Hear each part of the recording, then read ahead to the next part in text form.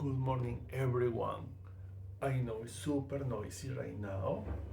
You can't imagine how early in the morning it is. I think that it's not morning even.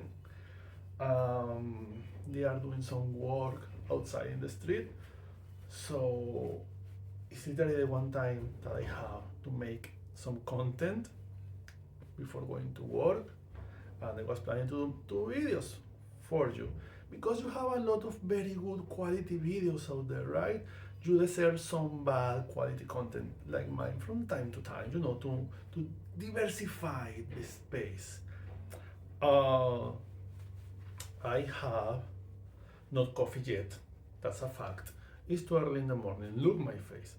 Um, I wanted to make a couple of videos that I have this idea from days ago, but I know was sure. And I can use this like a mirror. And I have some ideas to discuss. For this first one, I wanted to talk to you about it's a certain topic of which I'm not an expert, but I think that I have some things to say. I always have something to say.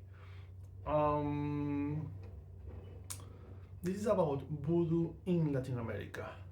Yes, I know a lot of people right now is turning like, coincidentally, all the people turning right now are white people.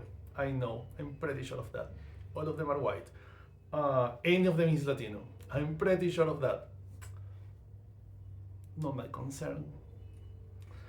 When we talk about voodoo, it's too early to be kind. I'm sorry.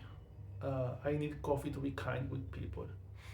This is the thing. When I talk about any topic, I always try to go like carefully to not say anything that can be used against me. Anyway, people who hate you gonna use anything against you. But when we talk about certain topics, always we have like something to say for experience. If we were in Latin America, probably will say that I am a brujo who makes voodoo. We are in the United States, so I will never. I say to people I have some experience on voodoo, but I never refer to myself like a voodoo practitioner. This topic has been coming very often in conversations recently because in my recent book, DREAM WITCHERY, I talk about a lot of indigenous black magic in some way. This is the part I love. My little disclaimer before any weird white person comes after me. Again, he is white. He can talk about races. The fact that you assume that because I look like this I'm white just show how ignorant you are about the history of Latin America and the slavery. Because many people from Latin America looks like me, not because we wanted, because I would love to have a very gorgeous cinnamon skin that looks amazing in the sunlight. Instead of that, I look like a crappy zombie all the time. I'm not even white. I am like green, yellowish.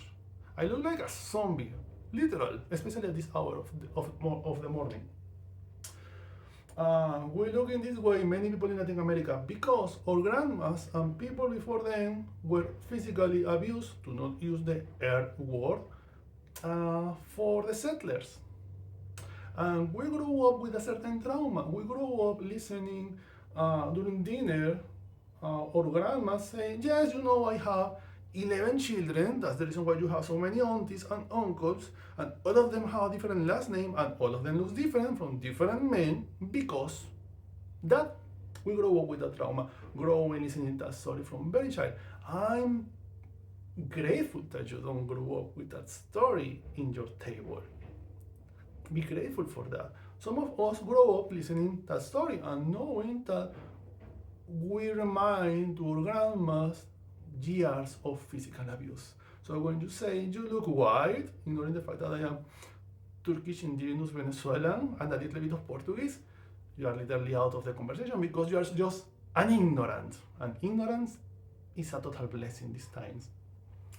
Anyway, when we talk about voodoo, we have the perception of voodoo New Orleans.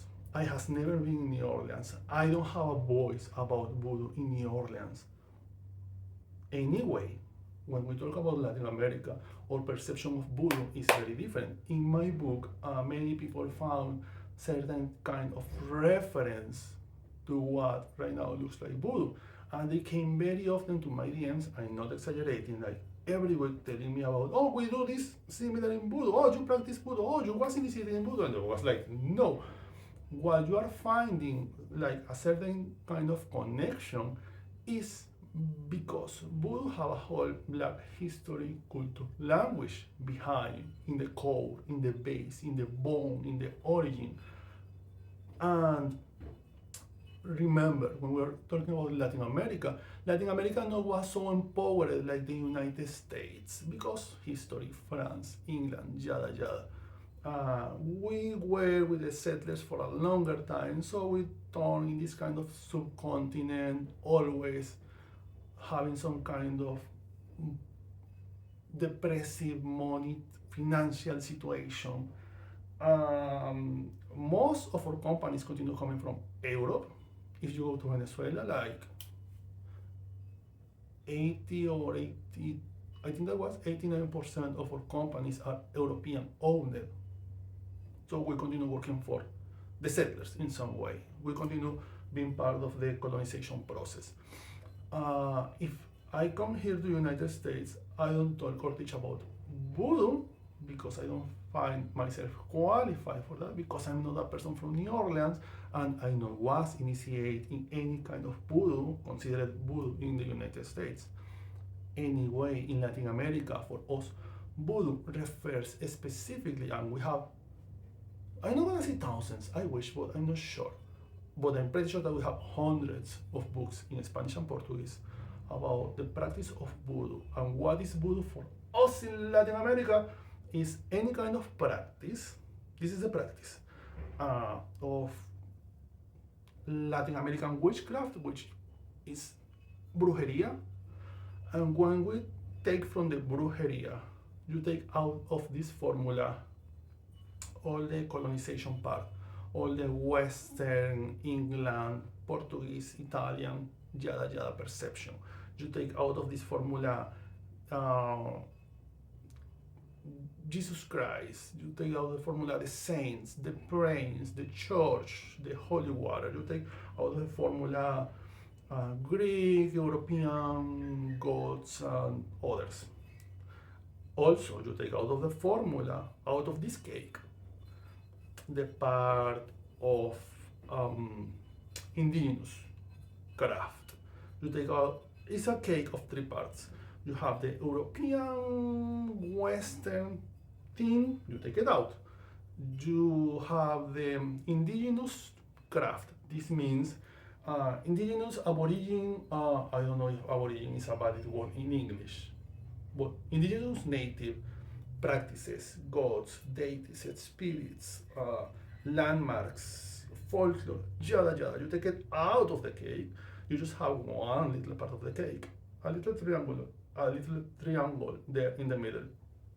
And when you take that triangle without all the effects of the colonization and the indigenous part, you just have the black history, culture, magic, language part, not the Afro-Caribbean magic. No, because Afro-Caribbean continue having a certain strong Latin America, South American, strong influence in there. When you take that out of the formula, just the African black part. In Spanish, I know we can use the N word in America.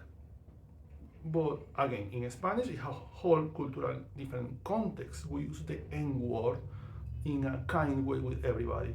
So for us, we say commonly in Spanish, la raza N, which means the black race, to refer to all the positive attributes and characteristics from the black race. Is literally a term that we use linguistically talking. You know, the black race, yada yada yada yada.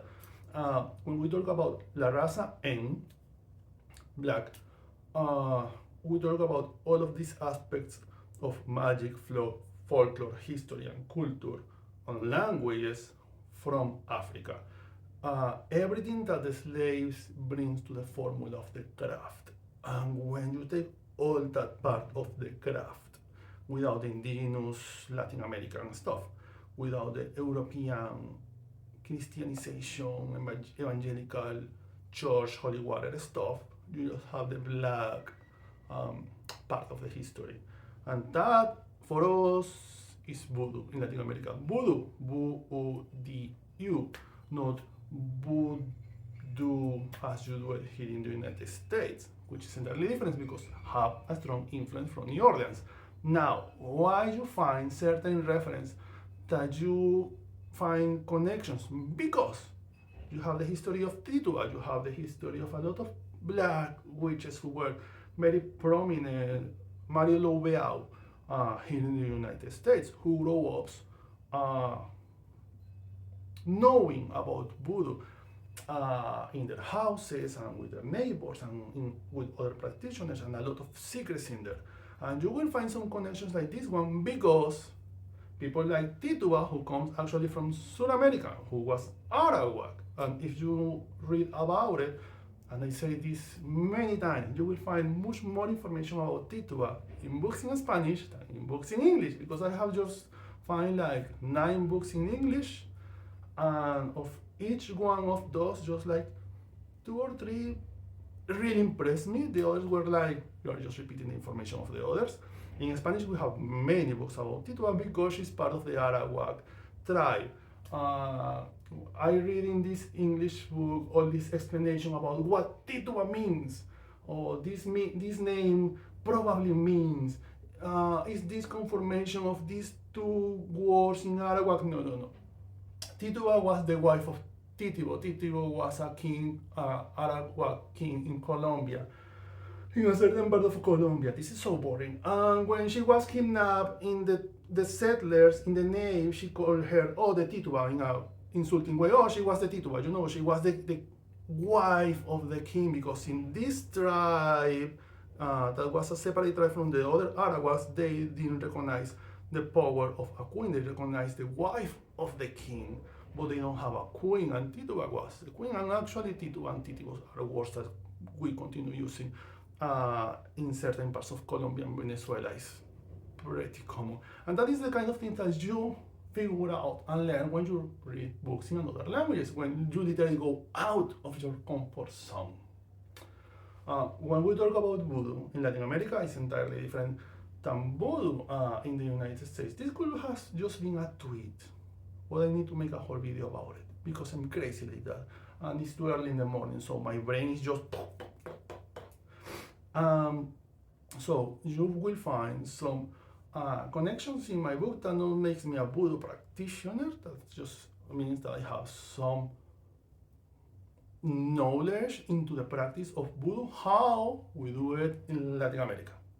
Because we have we use this, in this modern time, we have the word voodoo like some kind of umbrella. We have the voodoo practice from New Orleans, and we have other ways of voodoo like Dominican voodoo, and Puerto Rican voodoo, and Colombian voodoo, which is like, this is the regional manifestation, characteristic, appearance of this practice in this country. It's just that, and even we write it different. If you go to Wikipedia, you will find a lot of ways how people write voodoo, more in Spanish and even more in Brazilian Portuguese, not Portugal Portuguese, Brazilian Portuguese, than in Spanish, and even more than in English. So you will find that in the book. I just wanted to say that.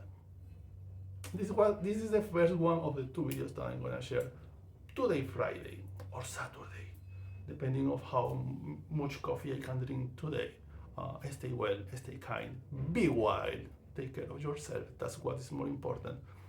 Behave very badly, but do it very well. Bye. Love you.